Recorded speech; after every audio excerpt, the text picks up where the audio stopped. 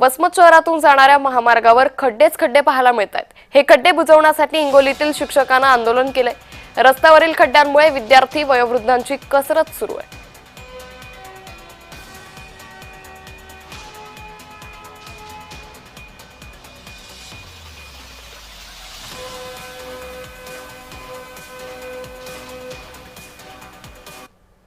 सध्या या ठिकाणी एका शिक्षकांनी आपल्या विद्यार्थ्यांची अवहेलना होत आहे म्हणून त्यांनी भीक मागो आंदोलन करत आहेत आणि या ठिकाणी भीक मागत चंदा जमा करून या ठिकाणी गुत्तेदार जे आहे ते संबंधित प्रशासन जे आहे त्यांना या ठिकाणी जे आहे ते चंदा जमा करून या ठिकाणी भीक देत आहेत। आपल्यासोबत या ठिकाणी प्रशांत लोखंडे नावाचे शिक्षक आहेत। सर मला तुम्ही सांगा की आपण जे भीक मागो आंदोलन करत आहात नेमकी काय प्रामुख्याने मागणी आहे? किती यांचं हे सरण झाले जरासं उगा तोंडापुरता जराशी खडी टाकतात, पाणी आलं ते वाहून जाते। इथं एवढा त्रास आहे, गरोदर बाई एका दिवशी पडली, आम्ही त्याला उचलिलं।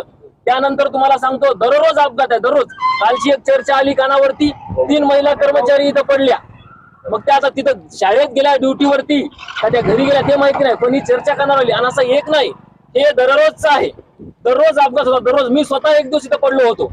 आम्ही किती इथं या ठिकाणी एक बस त्याचा व्हिडिओ पण माझ्याकडे आहे। आपण शिक्षक आहात आणि या ठिकाणी जे भीक मागो आंदोलन करत आहात नेमका काय उद्देश आहे? कुणाला दोषी ठरणार? हे दोषी आता शासनानं जे गुत्तेदार याला नेमलेला आहे त्या गुत्तेदाराचं हे काम आहे। गुत्तेदार नेमका गेलाय पुढे ते करणार झाले। आज रोज दररोजच्या दररोज अपघात आहेत, इथं एकाला त्रास नाही। जय महाराष्ट्र।